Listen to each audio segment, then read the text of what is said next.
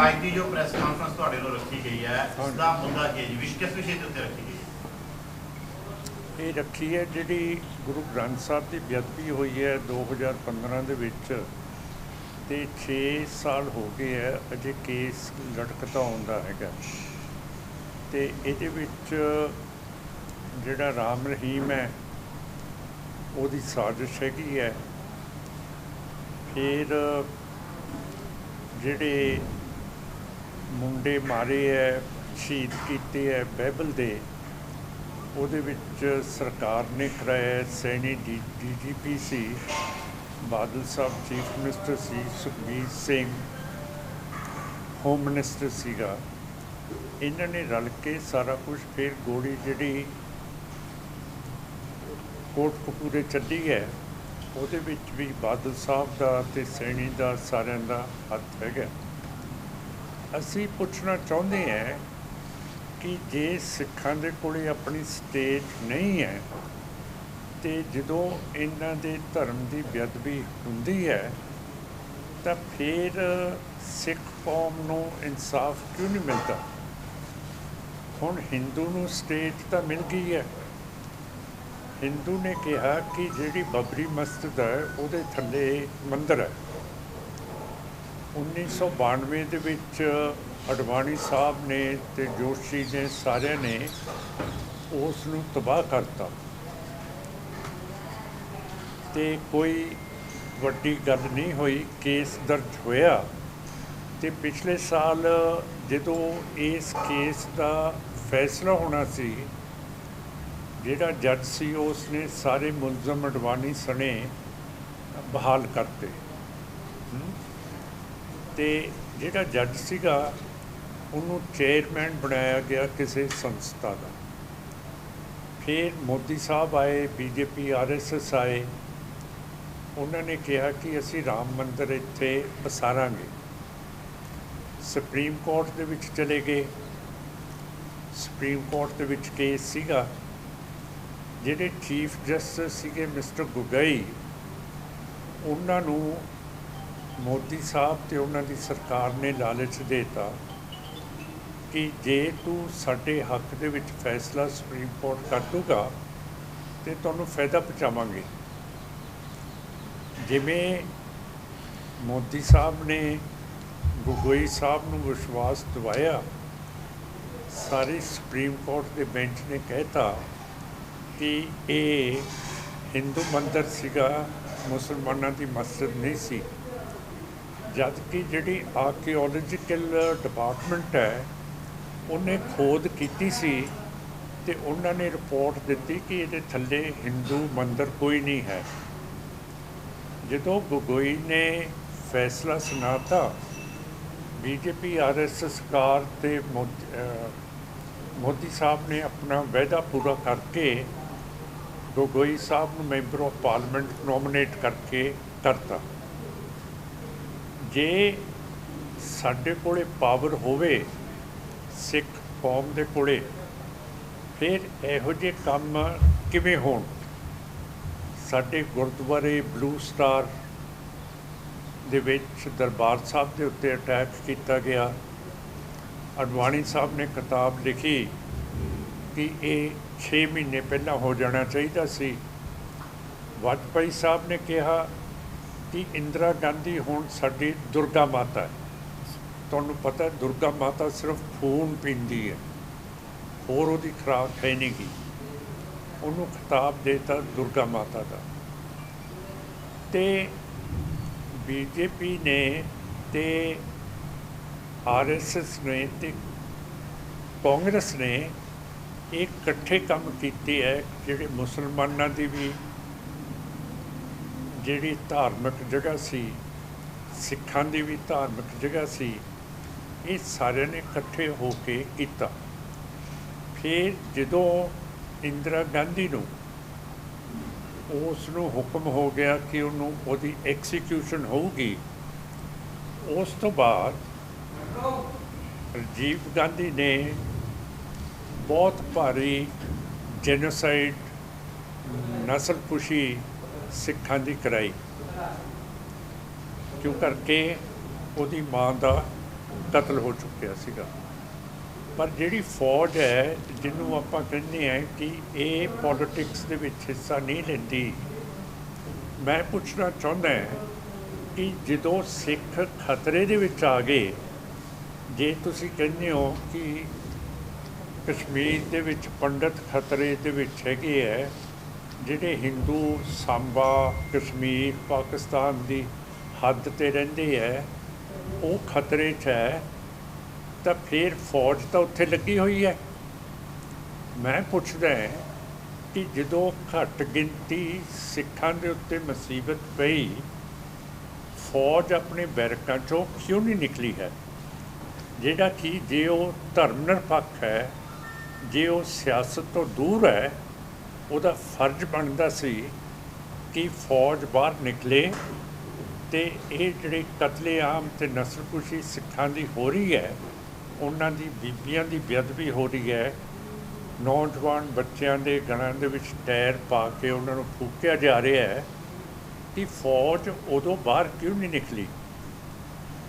ਇਹੀ ਵਜ੍ਹਾ ਹੈ ਕਿ ਹੁਣ ਜਦੋਂ ਪਿਛਲੀ ਅਪ੍ਰੈਲ 2020 ਤੋਂ ਬਾਅਦ ਚੀਨ ਨੇ ਲੱਦਾਖ ਦੇ ਵਿੱਚ ਹਮਲਾ ਕੀਤਾ ਅਤੇ ਅੱਜ 800 ਸਕੁਅਰ ਕਿਲੋਮੀਟਰ ਦੀ ਧਰਤੀ ਚੀਨ ਦੇ ਹਿੱਸੇ ਆ ਗਈ ਹੈ, ਲੱਦਾਖ ਦੀ।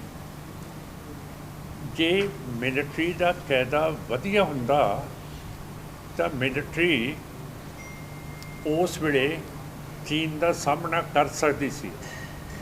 ਪਰ ਜਦੋਂ ਤੁਸੀਂ ਕਿਸੇ ਕੌਮ ਦੀ ਨਸਲਕੁਸ਼ੀ ਕਤਲੇਆਮ ਕਰਾਓਗੇ, ਤੁਹਾਡਾ ਮਨੋਬਲ ਥੱਲੇ ਨੂੰ ਡਿੱਗੂਗਾ, ਤੁਸੀਂ ਦੁਸ਼ਮਣ ਦਾ ਸਾਹਮਣਾ ਨਹੀਂ ਕਰ ਸਕਦੇ ਹੈਗੇ।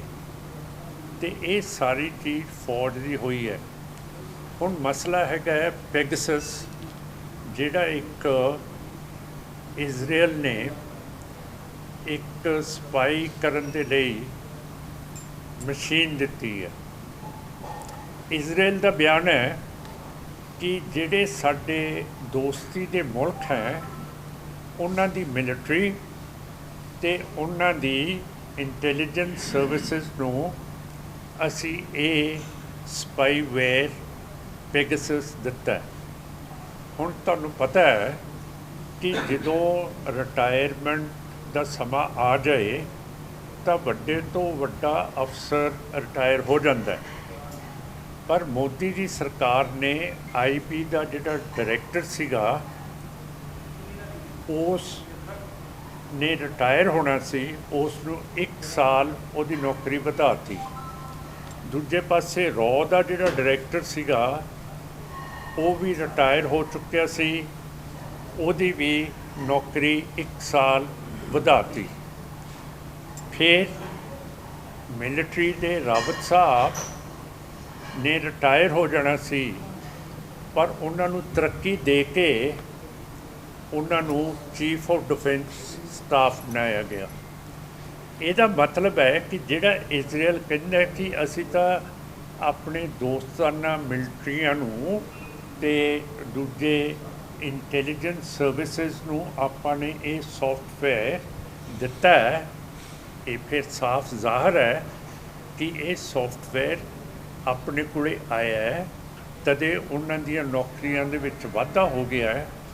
ਜਿਹੜਾ IPS ਅਫਸਰ 40 ਸਾਲ ਨੌਕਰੀ ਕਰਕੇ ਉਹਨੂੰ ਸੰਤੁਸ਼ਟੀ ਨਾ ਆਵੇ ਅਤੇ 1 ਸਾਲ ਵਧਾ ਕੇ ਉਹਦਾ ਕੀ ਫਾਇਦਾ ਹੁੰਦਾ? ਔਰ ਜਿਹੜੇ ਉਹਦੇ ਤੋਂ ਜੂਨੀਅਰ ਹੁੰਦੇ ਹੈ, ਉਹ ਕਹਿੰਦੇ ਆ ਕਿ ਅਸੀਂ ਡਾਇਰੈਕਟਰ ਬਣੀਏ, ਉੱਤੇ ਚੜ੍ਹੀਏ। ਉਹਨਾਂ ਦੀਆਂ ਵੀ ਚਾਂਸਿਸ ਮਾਰਤੀਆਂ। ਪਰ ਵਜ੍ਹਾ ਐਕਸਟੈਂਸ਼ਨ ਦੇਣ ਦਾ ਇਹੀ ਹੈ ਕਿ ਇਹ ਪੈਗਸਸ ਜਿਹੜਾ ਸਪਾਈਵੇਅਰ ਹੈ, ਇਹ ਇੰਡੀਆ ਵਰਤ ਰਿਹਾ ਅਤੇ ਇਹ ਬਿਲਕੁਲ ਸੱਚੀ ਗੱਲ ਹੈ। ਜਿਹੜੀ ਸੁਪਰੀਮ ਕੋਰਟ ਦੇ ਵਿੱਚ ਰਿਟ ਹੋਈ ਹੈ, ਉਸ ਦੀ ਸੁਣਾਈ ਪੋਜ਼ੀਟਿਵਲੀ ਹੋਣੀ ਚਾਹੀਦੀ ਹੈ। ਪਰ ਸਾਡੀ ਜਿਹੜੀ ਸੁਪਰੀਮ ਕੋਰਟ ਹੈ, ਹਾਈ ਕੋਰਟਸ ਨੇ, ਇਹ ਵੀ ਹਿੰਦੂਤਵਾ BJP RSS ਦਾ ਪੱਖ ਲੈ ਰਹੀ ਹੈ। ਜਿਹੜਾ ਕਸ਼ਮੀਰ ਦੇ ਵਿੱਚ ਸੰਵਿਧਾਨ ਨੂੰ ਤੋੜਤਾ ਹੈ ਅਤੇ 370 ਤੇ 35A ਤੇ ਕਸ਼ਮੀਰ ਸਟੇਟ ਦਾ ਦਰਜਾ ਥੱਲੇ ਕਰਕੇ ਯੂਨੀਅਨ ਟੈਰੀਟਰੀ ਬਣਾਤਾ ਹੈ ਤੇ ਉਹਦੇ ਉੱਤੇ ਬਹੁਤ ਜ਼ਿਆਦਾ ਜਾਬਰ ਕਾਨੂੰਨ ਐਪਸਪਾ ਲਗਾਤਾ ਹੈ, ਜਿਹਦੇ ਹੇਠ ਮਿਲਟਰੀ ਕਿਸੇ ਨੂੰ ਮਾਰ ਸਕਦੀ ਹੈ, ਕਿਸੇ ਦਾ ਜਬਰ ਜਨਾਹ ਕਰ ਸਕਦੀ ਹੈ, ਕਿਸੇ ਨੂੰ ਗੁੰਮ ਕਰ ਸਕਦੀ ਹੈ। ਪਰ ਮਿਲਟਰੀ ਅਤੇ ਸਿਕਿਉਰਿਟੀ ਸਰਵਿਸ ਦੇ ਖਿਲਾਫ ਅਸੀਂ ਕੋਈ ਕੇਸ ਨਹੀਂ ਕਰ ਸਕਦੇ। ਸੁਪਰੀਮ ਕੋਰਟ ਸਾਡੀ ਜਿਹੜੀ ਹੈਗੀ ਹੈ, ਇਹ ਕੌਂਸਟੀਟਿਊਸ਼ਨ ਦੀ ਰਖਵਾਲੀ ਹੈ, ਇਹ ਚੌਕੀਦਾਰੀ ਹੈ।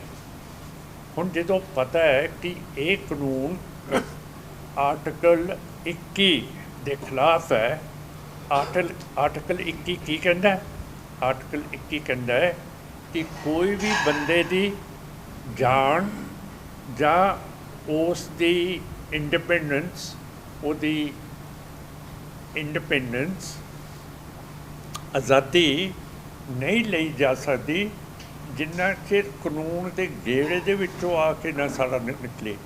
ਕਾਨੂੰਨ ਦਾ ਗੇੜਾ ਕੀ ਹੈ? ਪਹਿਲਾਂ FIR ਲਿਖੀ ਜਾਊਗੀ, ਥਾਣੇਦਾਰ ਕੋਲੇ ਜਾਊਗੀ, ਥਾਣੇਦਾਰ ਚਲਾਨ ਕਰੂਗਾ, ਕੋਰਟ ਦੇ ਵਿੱਚ ਜਾਊਗਾ, ਅਦਾਲਤ ਉਸ ਨੂੰ ਸਜ਼ਾ ਦੇਊਗੀ, ਫਿਰ ਸੁਪਰੀਮ ਕੋਰਟ ਦੇਊਗੀ। ਆਪਾਂ ਫੌਜ ਜਾਂ ਪੁਲਿਸ ਕਿਸੇ ਨੂੰ ਮਾਰ ਨਹੀਂ ਸਕਦੀ ਹੈਗੀ। ਸੋ ਇਹ ਸਾਰਾ ਕੁਛ ਜਿਹੜਾ ਕਸ਼ਮੀਰ ਦੇ ਵਿੱਚ ਹੋ ਰਿਹਾ ਹੈ, ਇਹ ਬਹੁਤ ਖਤਰਨਾਕ ਹੈ ਕਿ ਇਹ ਬਾਰਡਰ ਦੇ ਸੂਬੇ ਹੈਗੇ ਹੈ ਔਰ ਬਾਰਡਰ ਦੇ ਉੱਤੇ ਚੀਨ ਬੈਠੇ ਹੈ ਅਤੇ ਹੁਣ ਮਿਜ਼ੋਰਮ ਚੀਨ ਦੇ ਨੇੜੇ ਹੈ। ਉੱਥੇ ਜਿਹੜੀ ਗੜਬੜ ਹੋ ਗਈ ਹੈ ਉਹ ਵੀ ਮੋਦੀ ਸਾਹਿਬ ਅਤੇ BJP ਤੋਂ ਸੰਭਾਲੀ ਨਹੀਂ ਜਾ ਰਹੀ। ਇਹ ਗਵਰਨਮੈਂਟ ਬਿਲਕੁਲ ਫੇਲ ਹੋਈ ਹੈ, ਪਰ ਜਿਹੜੀ ਵਿਰੋਧੀ ਧਿਰ ਹੈ ਉਹ ਤਕੜੀ ਨਹੀਂ, ਜਿਹੜੀ ਕਿ ਪਾਰਲੀਮੈਂਟ ਦੇ ਵਿੱਚ ਇਸ ਦਾ ਮੁਕਾਬਲਾ ਕਰ ਸਕੇ। ਹੁਣ ਮੁੱਦੇ ਕੋਵਿਡ ਦੇ ਬਹੁਤ ਜ਼ਰੂਰੀ ਹੈ, ਜਿਹੜੀ ਭੁੱਖਮਰੀ ਹੋਈ ਹੈ ਉਹ ਬਹੁਤ ਜ਼ਰੂਰੀ ਹੈ। ਸਾਰੇ ਮੁੱਦੇ ਕਿਸਾਨਾਂ ਦੇ ਬਹੁਤ ਜ਼ਰੂਰੀ ਨੇ। 7 ਮਹੀਨਿਆਂ ਤੋਂ ਬਾਰਡਰ ਦੇ ਉੱਤੇ ਬੈਠੇ ਹੈ, 500 ਕਿਸਾਨ ਉੱਥੇ ਆਪਣਾ ਦਮ ਛੱਡ ਚੁੱਕੇ ਹੈ, ਜਦ ਕਿ ਕਿਸਾਨੀ ਦਾ ਮਸਲਾ ਐਗਰੀਕਲਚਰ ਦਾ ਸਟੇਟ ਸਬਜੈਕਟ ਹੈ ਕੌਂਸਟੀਟਿਊਸ਼ਨ ਦੇ ਮੁਤਾਬਕ। ਸੈਂਟਰ ਸਟੇਟ ਸਬਜੈਕਟ ਦੇ ਉੱਤੇ ਕਾਨੂੰਨ ਨਹੀਂ ਬਣਾ ਸਕਦਾ। ਜਿਵੇਂ ਪੰਜਾਬ ਦੀ ਸਟੇਟ ਫੋਰਨ ਅਫੇਅਰਸ ਦੇ ਉੱਤੇ ਜਾਂ ਫੌਜ ਦੇ ਉੱਤੇ ਕਾਨੂੰਨ ਨਹੀਂ ਬਣਾ ਸਕਦੀ, ਇਸੇ ਤਰ੍ਹਾਂ ਸੈਂਟਰ ਕਾਨੂੰਨ ਸਟੇਟ ਦੇ ਸਬਜੈਕਟ 'ਤੇ ਨਹੀਂ ਬਣਾ ਸਕਦਾ। ਫਿਰ ਇਹਦੇ ਉੱਤੇ ਵੀ ਮੋਦੀ ਸਾਹਿਬ ਫਸੇ ਹੋਏ ਹੈ ਕਿ ਇਹਨਾਂ ਨੇ ਜਿਹੜੇ ਕਾਨੂੰਨ ਬਣਾਏ ਹੈ ਉਹ ਚੇਂਜ ਨਹੀਂ ਕਰਨੇ, ਤਬਦੀਲ ਨਹੀਂ ਕਰਨੇ, ਪਰ ਉਹ ਕੌਂਸਟੀਟਿਊਸ਼ਨ ਦੇ ਖਿਲਾਫ ਹੈ। ਸੁਪਰੀਮ ਕੋਰਟ ਦੇ ਕੋਲੇ ਸਾਰੇ ਕੇਸ ਪੈਂਡਿੰਗ ਹੈ, ਕਸ਼ਮੀਰ ਦੇ, ਕਿਸਾਨੀ ਦੇ, ਹੋਰ ਜਿਹੜੇ ਇਹਨਾਂ ਨੇ ਕਾਨੂੰਨ ਬਣਾਏ ਹੈ ਮੁਸਲਮਾਨਾਂ ਦੇ, ਦੀ ਸਿਟੀਜ਼ਨਸ਼ਿਪ ਐਕਟ ਵਗੈਰਾ, ਸੁਪਰੀਮ ਕੋਰਟ ਉਹ ਸੁਣ ਹੀ ਨਹੀਂ ਰਹੀ। ਸੋ ਮੇਰਾ ਮਤਲਬ ਕਹਿਣ ਦਾ ਹੈ ਕਿ ਸਾਰੇ ਪਾਸੇ ਹਫੜਾ ਦਫੜੀ ਮੱਚੀ ਪਈ ਹੈ ਔਰ ਕੋਈ ਵੀ ਕਾਨੂੰਨਦਾਨ, ਕੋਈ ਵੀ ਵੱਡਾ ਪਾਰਟੀ ਇਸ਼ੂ ਨਹੀਂ ਲੈ ਰਹੀ। ਕਿਉਂ? ਕਰਕੇ ਹਿੰਦੂਤਵਾ ਦੀ ਬੇਇੱਜ਼ਤੀ ਹੈ ਕਿ ਚੀਨ ਫਿਰ 800 ਕਿਲੋਮੀਟਰ ਸਕੁਅਰ ਕਿਲੋਮੀਟਰ ਲੱਦਾਖ ਦੇ ਵਿੱਚ ਦਬ ਚੁੱਕਿਆ ਹੈ।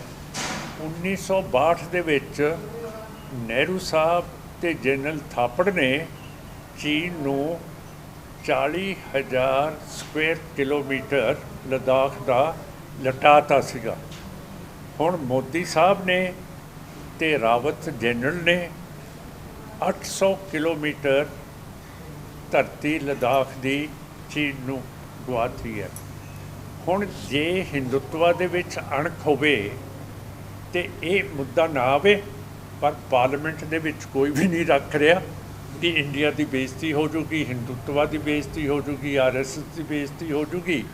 ਇਹ ਪਾਰਲੀਮੈਂਟ ਦੇ ਵਿੱਚ ਇਹ ਅੱਜ ਤੱਕ ਇਹ ਗੱਲ ਆਈ ਹੋਈ ਨਹੀਂ ਮੈਂ ਕਹਿੰਦਾ ਕਿ ਤੁਹਾਡੀ ਅਣਖ ਕਿੱਥੇ ਗਈ ਹੈ ਹਿੰਦੂਤਵਾ ਵਾਲਿਓ।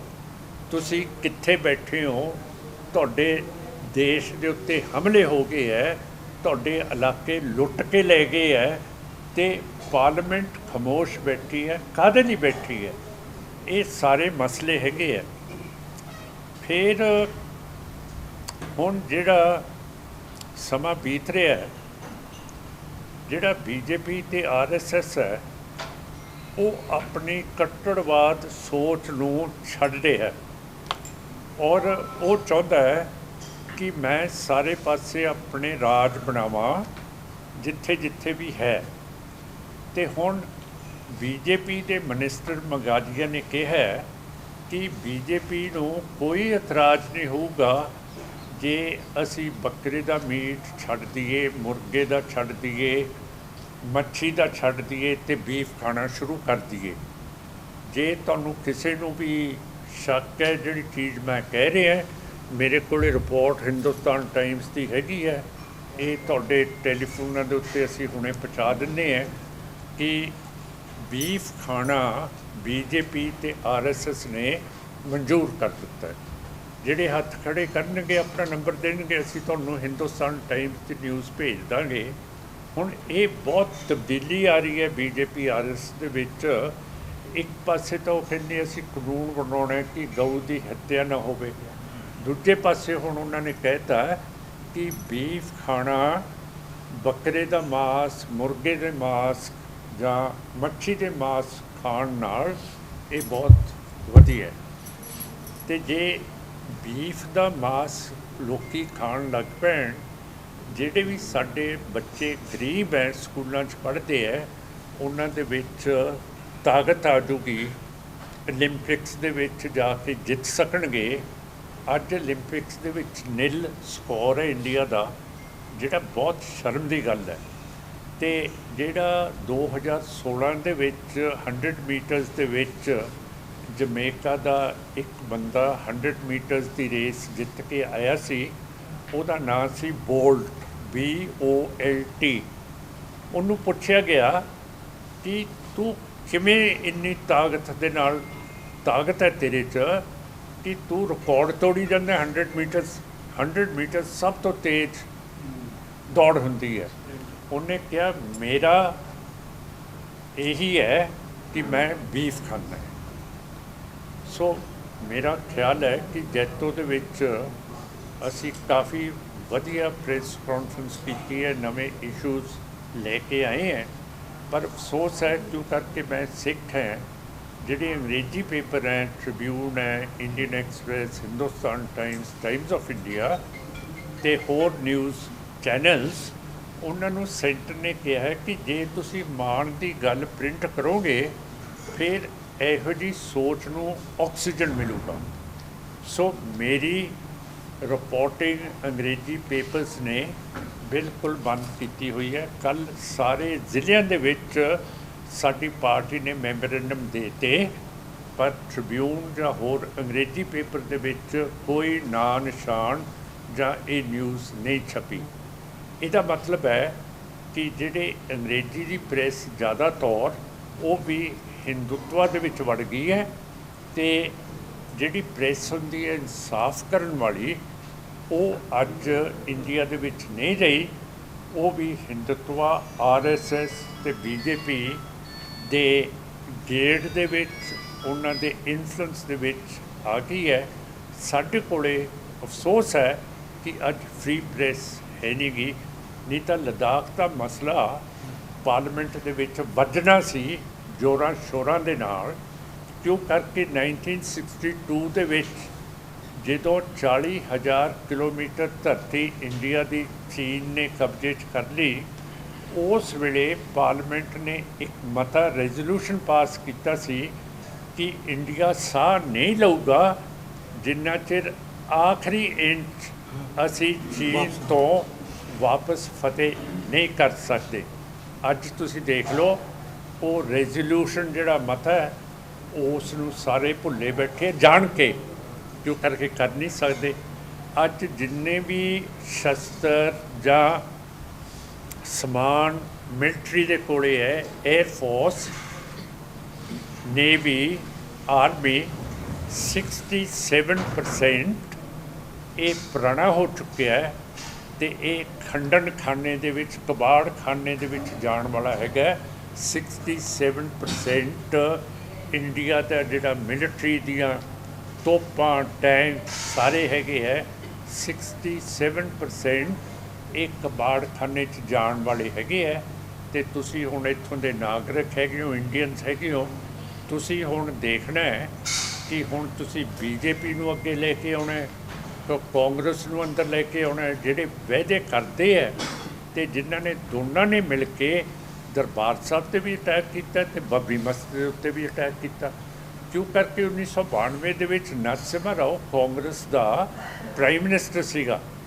ਉਹਦੇ ਕੋਲੇ ਪੂਰੀ ਪਾਵਰ ਸੀਗੀ ਕਿ ਮੈਂ ਬੀਜੇਪੀ RSS ਅਡਵਾਨੀ ਜੋਸ਼ੀ ਆਦਿ ਨੂੰ ਇਜਾਜ਼ਤ ਨਾ ਦੇਵਾਂ ਕਿ ਉਹ ਬਾਬਰੀ ਮਸਜਿਦ ਨੂੰ ਤਬਾਹ ਕਰ ਦੇਣ ਪਰ ਨਰਸਿਮਹਾ ਰਾਓ ਪੁਰਾਣਾ RSS ਦਾ ਮੈਂਬਰ ਸੀਗਾ ਤੇ ਉਹ ਚੁੱਪ ਤੇ ਖਾਮੋਸ਼ ਰਿਹਾ ਤੇ ਇਹਨਾਂ ਨੂੰ ਢਾਉਣ ਦੀ ਇਜਾਜ਼ਤ ਦੇਤੀ ਹੁਣ ਸੁਪਰੀਮ ਕੋਰਟ ਨੇ ਵੀ ਉਹੀ ਫੈਸਲਾ ਕਰ ਲਿਆ ਤਾਂ ਜੇ ਇੱਥੇ ਜਸਟਿਸ ਗੈਰ ਹਿੰਦੂ ਨੂੰ ਨਹੀਂ ਮਿਲਣੀ ਤਾਂ ਫਿਰ ਇੱਥੇ ਮੇਰਾ ਮਤਲਬ ਅਸੀਂ ਕਹਾਂਗੇ ਤਾਂ ਸਹੀ ਕਿ ਜਿੰਨਾ ਚਿਰ ਸਾਡਾ ਮੁਲਕ ਨਹੀਂ ਹੈ ਉਹਨਾਂ ਚਿਰ ਸਾਨੂੰ ਬਰਗਾੜੀ ਦੇ ਵਿੱਚ ਇਨਸਾਫ ਨਹੀਂ ਮਿਲ ਸਕਦਾ ਹੈਗਾ ਹੋਰ ਦੱਸੋ ਹੁਣ ਤੁਸੀਂ ਮੈਨੂੰ ਪੁੱਛ ਰਹੇ ਹੋ 8 ਤਰੀਕ ਨੂੰ ਅਸੀਂ ਮੁਜ਼ਾਹਰਾ ਕਰ ਰਹੇ ਹਾਂ ਬਰਗਾੜੀ ਵਿਖੇ ਤੁਸੀਂ ਜ਼ਰੂਰ ਆਇਓ ਕਿਉਂ ਕਰਕੇ ਰਾਮ ਰਹੀਮ ਨੂੰ ਜਿਹੜੀ 63 FI 163 FIR ਹੈ 128 FIR ਹੈ ਉਹਦੇ ਵਿੱਚ ਨਵੀਂ ਜਿਹੜੀ ਬਣੀ ਹੈ ਟੀਮ ਉਹਦੇ ਵਿੱਚੋਂ ਕੱਢ ਦਿੱਤਾ ਗਿਆ ਹੈਗਾ ਔਰ ਸਾਨੂੰ ਵਿਸ਼ਵਾਸ ਨਹੀਂ ਕਿ ਇਹ ਬਾਦਲ ਨੂੰ ਸੁਖਬੀਰ ਨੂੰ ਤੇ ਰਾਮ ਰਹੀਮ ਨੂੰ ਅਰੈਸਟ ਸਰਕਾਰ ਕਰੂਗੀ ਇਸ ਹੈ ਸੈਣੀ ਨੂੰ ਕਿਉਂ ਕਰਕੇ ਬੇਸ਼ੱਕ ਕਾਂਗਰਸ ਦੇ ਵਿੱਚ ਫੁੱਟ ਪੈ ਗਈ ਹੈ ਇਸੇ ਮੁੱਦੇ 'ਤੇ ਤਦੇ ਸਿੱਧੂ ਸਾਹਿਬ ਤੇ ਜਾਖੜ ਸਾਹਿਬ ਸਾਬਕਾ ਪ੍ਰਧਾਨ ਉਹਨਾਂ ਦੋਨਾਂ ਨੇ ਕਿਹਾ ਹੈ ਕਿ ਬਰਗਾੜੀ ਦੇ ਵਿੱਚ ਇਹ ਲੋਕ ਗ੍ਰਿਫਤਾਰ ਹੋਣੇ ਚਾਹੀਦੇ ਹੈ ਮੁਲਜ਼ਮ ਤੇ ਉਹਦੇ 'ਤੇ ਕਾਂਗਰਸ ਦੋ ਫਾੜ ਹੋ ਗਈ ਹੈ ਇਹਦਾ ਮਤਲਬ ਹੈ ਪੰਜਾਬ ਫਟ ਗਿਆ ਇਸ ਇਸ਼ੂ ਦੇ ਉੱਤੇ ਤੇ ਜੇ ਇਹ ਨਾ ਸੋਲਵ ਹੋਇਆ ਇਹ ਤਾਂ ਬਹੁਤ ਵੱਡਾ ਹੋਊਗਾ ਅਸੀਂ ਤਾਂ ਦੁਨੀਆ ਦੇ ਸਾਰੇ ਸਿੱਖ ਤੇ ਅਸਲੀ ਬੰਦਿਆਂ ਨੂੰ ਅਪੀਲ ਕਰ ਰਹੇ ਹਾਂ ਕਿ 8 ਤਰੀਕ ਨੂੰ ਜਿਹੜੀ ਕਾਨਫਰੰਸ ਹੋ ਰਹੀ ਹੈ ਤੁਹਾਡੇ ਸਣੇ ਤੁਸੀਂ ਜ਼ਰੂਰ ਉੱਥੇ ਦਰਸ਼ਨ ਦੇਣੇ ਕਿਹੜੀ ਜਗ੍ਹਾ ਹੋ ਰਹੀ ਹੈ ਬਰਗਾੜੀ 8 ਨੂੰ ਮਾਨ ਸਾਹਿਬ ਜਿਹੜਾ ਨਵਜੋਤ ਸਿੰਘ ਸਿੱਧੂ ਨੂੰ ਪ੍ਰਧਾਨ ਨਵਜੋਤ ਸਿੰਘ ਸਿੱਧੂ ਮੈਮੋਰੈਂਡਮ ਵੀ ਦੇ ਕੇ ਚਿੱਠੀ ਦੇ ਕੇ ਆਇਆ ਉਹਦੇ ਵਿੱਚ ਵੀ ਕਿਹਾ ਕਿ ਬੇਅਦਬੀ ਦੀ ਜਾਂਚ ਸਰਕਾਰ ਦੇ ਨਵਜੋਤ ਸਿੰਘ ਸਿੱਧੂ ਹਿੱਸਾ ਤੇ ਸਰਕਾਰ ਤੇ ਮੰਗ ਰਿਹਾ ਤੇ ਇਸ ਨੂੰ ਤੁਸੀਂ ਕਿਵੇਂ ਦੇਖਦੇ ਉਸੇ ਸਰਕਾਰ ਦਾ ਹਿੱਸਾ ਉਸੇ ਸਰਕਾਰ ਉਹ ਪਾਰਟੀ ਹੈ ਸਰਕਾਰ ਕੈਪਟਨ ਅਮਰਿੰਦਰ ਸਿੰਘ ਹੈ ਉਹ ਆਪਣੀ ਪਾਰਟੀ ਦੀ ਸਰਕਾਰ ਨੂੰ ਕਹਿ ਰਿਹਾ ਹੈ ਕਿ ਤੁਸੀਂ ਅੱਖਾਂ ਵਿਰੋਧੀ ਧਿਰ ਦਾ ਹੁੰਦਾ ਜਿਹੜਾ ਉਹ ਕਰ ਰਹੇ ਆ ਨਹੀਂ ਵਿਰੋਧੀ ਧਿਰ ਨਹੀਂ ਉਹਨੂੰ ਫਿਕਰ ਹੈ ਮੇਰੀ ਪਾਰਟੀ ਨੂੰ ਵੋਟਾਂ ਨਹੀਂ ਪੈਣੀਆਂ ਤੇ ਮੈਂ ਪ੍ਰਧਾਨ ਹਾਂ ਪਾਰਟੀ ਦਾ ਤੇ ਮੇਰੇ ਥੱਲੇ ਤਾਂ ਖੋਖਲੀ ਹੋਈ ਜਾਂਦੀ ਹੈ ਜ਼ਮੀਨ ਤੇ ਕਿਉਂ ਨਹੀਂ ਕਹਿ ਸਕਦਾ ਕਿ ਉੱਠੋ ਕੈਪਟਨ ਸਾਹਿਬ ਘੰਟੀ ਵੱਜ ਰਹੀ ਹੈ ਹੁਣ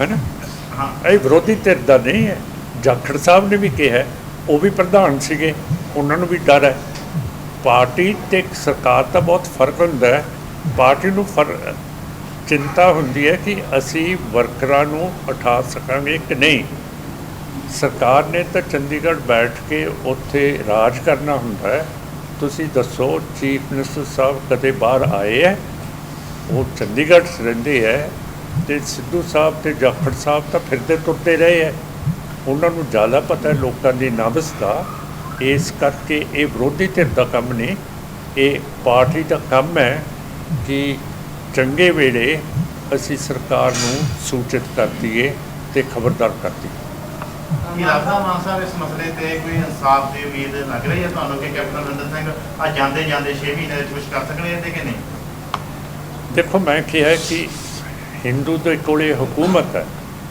ਉਸ ਨੇ ਆਪਣੀ ਬੱਬਰੀ ਮਸਜਿਦ ਦਾ ਵੀ ਕਰ ਲਿਆ ਰਾਮ ਮੰਦਰ ਵੀ ਬਣਾ ਲਿਆ ਦਰਬਾਰ ਸਾਹਿਬ ਦੇ ਉੱਤੇ ਅਟੈਕ ਵੀ ਕਰਾਤਾ ਹੈ ਨਾ।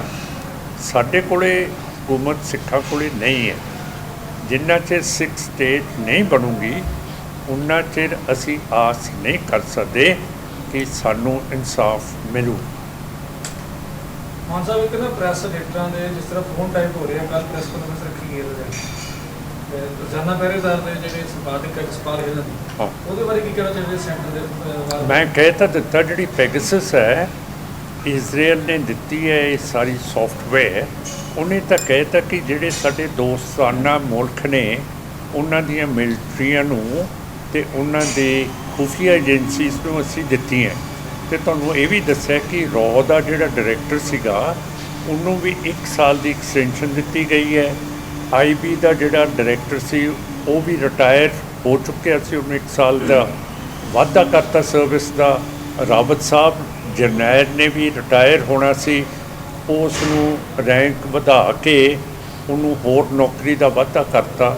ਮੇਰਾ ਮਤਲਬ ਹੈ ਕਿ ਹੁਣ ਕਸਰ ਕਿੱਥੇ ਰਹਿ ਗਈ ਹੈ ਕਿ ਆਪਣੇ ਪਹਿਰੇਦਾਰ ਦੇ ਐਡੀਟਰ ਸਾਹਿਬ ਦੇ ਟੈਲੀਫੋਨ ਟੈਪ ਨਹੀਂ ਹੁੰਦੇ ਹੈ। ਦੱਸ ਤਾਂ ਦਿੱਤਾ ਤੁਹਾਨੂੰ, ਨਹੀਂ ਤਾਂ ਕਦੇ ਇਹ ਐਕਸਟੈਂਸ਼ਨ ਅੱਜ ਤੁਸੀਂ ਅਖਬਾਰਾਂ ਪੜ੍ਹੋ, ਰੌਲਾ ਪਿਆ ਹੋਇਆ ਹੈ ਕਿ ਇੱਕ ਬਠਿੰਡੇ ਦੇ ਰਮਾਣੇ DSP ਨੂੰ 1 ਸਾਲ ਦੀ ਐਕਸਟੈਂਸ਼ਨ ਦੇਤੀ ਹੈ। ਪੜ੍ਹੋ ਅਖਬਾਰਾਂ 'ਚ, ਹੈ ਨਾ। ਪਰ ਫਿਰ ਜਦੋਂ IB ਦੇ ਡਾਇਰੈਕਟਰ, ਰॉ ਦੇ ਡਾਇਰੈਕਟਰ, ਮਿਲਟਰੀ ਦੇ ਜਰਨੈਲ ਨੂੰ ਐਕਸਟੈਂਸ਼ਨ ਦੇਤੀ ਹੈ, ਕਿਉਂ ਨਹੀਂ ਰੌਲਾ ਪਿਆ?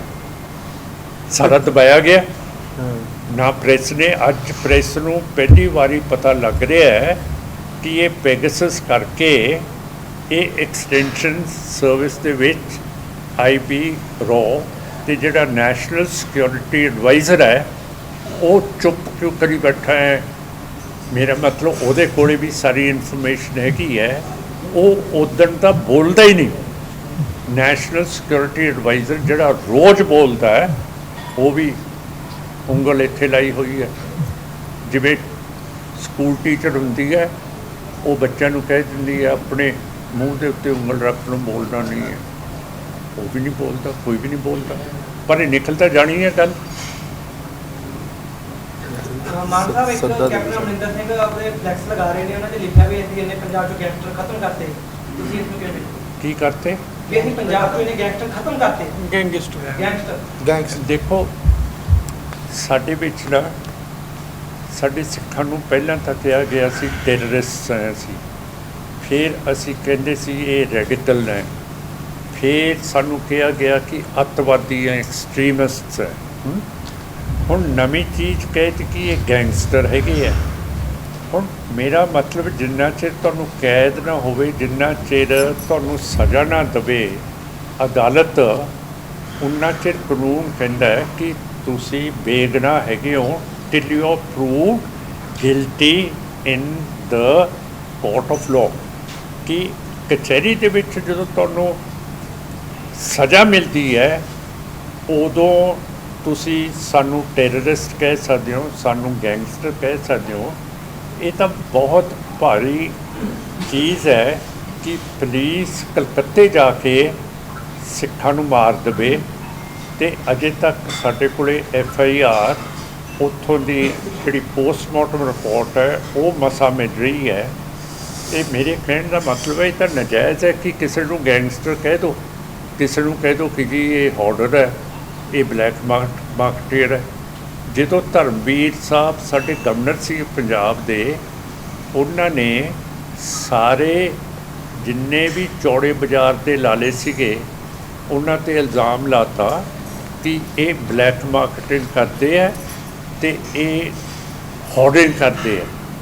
ਉਹਨਾਂ ਦੇ ਮੂੰਹਾਂ ਦੇ ਉੱਤੇ ਕਾਲੇ ਕੱਪੜੇ ਪਾ ਕੇ ਖੋਤਿਆਂ 'ਤੇ ਚਾੜ੍ਹ ਕੇ ਉਹਨਾਂ ਨੂੰ ਚੌੜੇ ਬਾਜ਼ਾਰ ਵਿੱਚ ਫਸਾਇਆ ਗਿਆ। ਹੁਣ ਤੁਸੀਂ ਦੱਸੋ ਕਿ ਇਹ ਕਾਨੂੰਨ ਹੈ ਕਿ ਐਵੇਂ ਬਗੈਰ ਕਿਸੇ ਵੈਰੀਫਿਕੇਸ਼ਨ ਤੋਂ, ਤਸੱਲੀ ਤੋਂ ਤੁਸੀਂ ਕਹਿ ਦਿਓ ਕਿ ਇਹ ਲਾਲੇ ਹੌਰਡਿੰਗ ਕਰਦੇ ਹੈ ਤਾਂ ਜਾਂ ਬਲੈਕ ਮਾਰਕੀਟਿੰਗ ਕਰਦੇ ਹੈ ਅਤੇ ਉਹਨਾਂ ਨੂੰ ਫੜ ਕੇ ਚੌੜੇ ਬਾਜ਼ਾਰ 'ਚ। ਇਹ ਆਪਾਂ ਨੂੰ ਕਾਨੂੰਨ ਦੇ ਨਾਲ ਚੱਲਣਾ ਚਾਹੀਦਾ, ਕਾਨੂੰਨੀ ਗੱਲ ਕਰਨੀ ਚਾਹੀਦੀ ਹੈ। ਅਤੇ ਕੈਪਟਨ ਸਾਹਿਬ ਵੀ ਕਦੇ ਵੀ ਜਿਨ੍ਹਾਂ ਨੂੰ ਟੈਰਰਿਸਟ ਕਹਿੰਦੇ ਹੈ ਜਾਂ ਆਹ ਨਵਾਂ ਗੈਂਗਸਟਰ ਕਹਿੰਦੇ ਹੈ, ਇਹ ਖਤਮ ਨਹੀਂ ਹੋ ਸਕਦੇ ਜਿੰਨਾ ਚਿਰ ਤੁਸੀਂ ਆਪਣੀ ਜ਼ਬਾਨ ਨੂੰ ਸੋਹਣੀ ਤਰ੍ਹਾਂ ਇਹਦੇ ਨਾਲ ਬੋਲਦੇ ਨਹੀਂ। ਮਾਨ ਸਾਹਿਬ ਆਈ ਖੱਟੜਾ ਵੱਲੋਂ ਇੱਕ ਸੰਬੋਧਨ ਦੇ ਦੌਰਾਨ ਕਿਹਾ ਗਿਆ ਕਿ ਜਿਹੜੇ ਗੁਰੂ ਗ੍ਰੰਥ ਸਾਹਿਬ ਜੀ ਦੇ ਅੰਗ ਸੀ ਰੁਪਿੰਦਰ ਪੰਜਗਰਾਈ ਜੋ ਉਸ ਵੇਲੇ ਦੋ ਨੌਜਵਾਨਾਂ ਦੀ ਕੁੱਟ ਹੋਈ ਪਈ ਸੀ ਕਿ ਉਹਨਾਂ ਤੋਂ ਪਾਇਆ ਗਿਆ ਇਹੀ ਮੁੱਖ ਦੋਸ਼ੀ ਹੈ ਜੀ, ਇਹਨਾਂ ਤੋਂ ਪਤਾ ਕਰ ਰਿਹਾ ਜਿਵੇਂ ਸਾਰੀ ਪੁਲਿਸ ਵੱਲੋਂ ਤੁਸੀਂ ਉਹਨਾਂ ਦੇ ਬਿਆਨ ਨੂੰ ਕਿਵੇਂ? ਉਹ ਬਾਦਲ ਸਾਹਿਬ ਨੂੰ ਬਚਾਉਣ ਦੇ ਲਈ ਦਿੱਤੇ ਆ ਕਿਉਂਕਿ ਖਟੜਾ ਸਾਹਿਬ ਨੇ ਗੱਲ ਕੀਤੀ ਹੈ ਬਰਗਾੜੀ ਦੀ, ਪਰ ਉਹਨਾਂ ਨੇ ਨਾਲ ਪਿੰਡ ਕਿਹੜਾ ਬਪੀਨਾ ਬਾਈਬਲ ਦੀ ਜਿੱਥੇ ਇਹ ਸਿੰਘ ਸ਼ਹੀਦ ਕੀਤੇ ਹੈ ਉਹਦੀ ਗੱਲ ਨਹੀਂ ਕੀਤੀ ਕਿਉਂਕਿ ਉਹਦੇ ਵਿੱਚ ਸੈਣੀ ਸੁਖਬੀਰ ਤੇ ਬਾਦਲ ਆਉਂਦਾ ਹੈ। ਤੇ ਮੇਰਾ ਮਤਲਬ ਹੈ ਕਿ ਉਹਨਾਂ ਦਾ ਲਿੰਕ ਤਾਂ ਕਿਸੇ ਨਾਲ ਦਿਖਾਇਆ ਨਹੀਂ ਗਿਆ, ਤੇ ਜੇ ਲਿੰਕ ਹੁੰਦਾ ਦੂਜੇ ਜਿਹੜੇ ਰਾਮ ਰਹੀਮ ਦੇ ਬੰਦੇ ਹੈ ਉਹਨਾਂ ਦੇ ਤਾਂ ਲਿੰਕ ਬਣ ਗਏ ਹੈ, ਤੇ ਫਿਰ ਰਾਮ ਰਹੀਮ ਦੀ ਇੰਟਰੋਗੇਸ਼ਨ ਕਿਉਂ ਨਹੀਂ ਕਰ ਰਹੇ? ਬਿਲਕੁਲ ਗਲਤ ਹੈ। ਖਟੜਾ ਸਾਹਿਬ ਨੇ ਇੱਕ ਪੱਖੀ ਗੱਲ ਕੀਤੀ ਹੈ ਕਿ ਕਿਸੇ ਤਰ੍ਹਾਂ ਸੈਣੀ ਬਾਦਲ ਤੇ ਸੁਖਬੀਰ ਬਚ ਜੇ, ਤੇ ਤਾਂ ਹੀ ਉਹਨਾਂ ਨੇ ਸਿਰਫ ਬਰਗਾੜੀ ਦੀ ਗੱਲ ਕੀਤੀ ਹੈ, ਬਾਈਬਲ ਦੀ ਨਹੀਂ ਕੀਤੀ, ਹੋਰ ਕਿਸੇ ਦੀ ਕੀਤੀ, ਜੈ ਸਿੰਘ ਵਾਲੇ ਦੀ ਨਹੀਂ ਕੀਤੀ ਗਈ। ਹਾਂ ਸਰ, ਜਿਹੜਾ ਤੁਹਾਡਾ 8 ਤਰੀਕ ਦਾ ਪ੍ਰੋਗਰਾਮ ਆ ਜੀ ਬਰਗਾੜੀ ਦਾ ਜੀ, ਹਾਂਜੀ, ਕੀ ਉਹ ਇੱਕ ਦਿਨ ਦੇ ਹੈ ਕਿ ਤੁਹਾਡਾ ਪੱਕੇ ਤੌਰ ਤੇ ਮੋਰਚਾ ਲਗਾਇਆ ਹੈ? ਉਹ ਮੋਰਚਾ ਤਾਂ ਚੱਲਦਾ ਰਹੂਗਾ, ਉਹ ਇੱਕ ਦਿਨ ਹੁੰਦਾ ਹੈ। ਤੁਸੀਂ ਜ਼ਰੂਰ ਆਇਓ, ਤੁਹਾਡੇ ਲਈ ਕੁਰਸੀਆਂ ਅਸੀਂ ਢਾਹ ਕੇ ਰੱਖਾਂਗੇ। ਨਹੀਂ, ਜਿਸ ਤਰ੍ਹਾਂ ਤੁਸੀਂ ਪਹਿਲਾਂ ਗੱਲ ਕੀਤੀ ਸੀ ਵੀ ਆ ਜਿਹੜੀ ਬੇਅਦਬੀ ਹੋਈ ਹੈ ਜੀ, ਹਾਂ, ਉਸ ਨੂੰ ਲੈ ਕੇ ਸਾਡੀ ਪਾਰਟੀ ਸੰਘਰਸ਼ ਕਰਦੀ ਰਹੂਗੀ, ਪੱਕੇ ਮੋਰਚੇ ਵੀ ਲਗਾਏ ਜਾਣਗੇ ਜੀ? ਲਾਇਆ ਹੋਇਆ ਲੱਗਿਆ ਹੋਇਆ ਜੀ ਮੋਰਚੇ ਤੋਂ ਹੀ ਆਏ ਜੀ ਜੀ ਮੋਰਚੇ 5 ਸਿੰਘਾਂ ਨੇ ਗ੍ਰਿਫਤਾਰੀ ਦਿੱਤੀ ਹੈ, ਕੱਲ ਹਰਿਆਣੇ ਵਾਲਿਆਂ ਨੇ ਦਿੱਤੀ ਹੈ, ਅੱਜ ਨੌਜਵਾਨ ਅੱਜ ਫਿਰੋਜ਼ਪੁਰ ਜ਼ਿਲ੍ਹੇ ਨੂੰ ਫਿਰੋਜ਼ਪੁਰ ਜ਼ਿਲ੍ਹੇ ਨੇ ਦਿੱਤੀ ਹੈ। ਇਹ ਤਾਂ ਲੱਗੇ ਹੀ ਰਹੂਗਾ। ਅਰੇ ਮੋਰਚਾ ਚੱਲ ਰਿਹਾ ਜੀ। ਹਾਂਜੀ, ਹਾਂ, ਬਸ ਕਨਫਰਮ ਇਹੀ ਸੀਗਾ ਜੀ 8 ਤਰੀਕ ਦਾ ਜਿਹੜਾ ਉਹ ਇੱਕ ਦਿਨ ਦੇ ਰੱਖਿਆ ਜਾਣਾ ਜਾਂ ਅਗਲੇ ਦਿਨਾਂ ਦਾ ਵੀ ਉਹ ਤਾਂ ਜੀ ਇਹ ਕਾਨਫਰੰਸ ਹੈ। ਕਾਨਫਰੰਸ ਤੋਂ ਬਾਅਦ ਫਿਰ ਅਗਲੇ ਦਿਨ ਅਸੀਂ ਬੈਠਾਂਗੇ। 8 ਤਰੀਕ ਨੂੰ ਵੀ ਗ੍ਰਿਫਤਾਰੀ ਹੋਣੀ ਆ, ਗ੍ਰਿਫਤਾਰੀਆਂ ਚੱਲੀ ਜਾਣੀਆਂ। ਮਾਨ ਸਾਹਿਬ ਜਿਵੇਂ ਇਹ ਗ੍ਰਿਫਤਾਰੀਆਂ ਚੱਲ ਰਹੀਆਂ ਲਗਾਤਾਰ, ਇਹ ਲੱਗ ਰਿਹਾ ਕੋਈ ਸਰਕਾਰ ਤੇ ਦਬਾਅ ਬਣ ਰਿਹਾ ਇਸ ਚੀਜ਼ ਦਾ ਤੁਹਾਡੇ ਦਾ ਜੀ? ਜੇ ਦੋ ਕਾਂਗਰਸ ਪ੍ਰਧਾਨਾਂ ਸਾਬਕਾ ਤੇ ਮੌਜੂਦਾ ਤੇ ਜ਼ੋਰ ਪੈ ਰਿਹਾ ਹੈ, ਫਿਰ ਤੁਸੀਂ ਆਪ ਹੀ ਸੋਚ ਸਕਦੇ ਹੋ ਕਿ ਸਰਕਾਰ ਕਿੰਨੀ ਕੁ ਘਬਰਾਈ ਹੋਊਗੀ।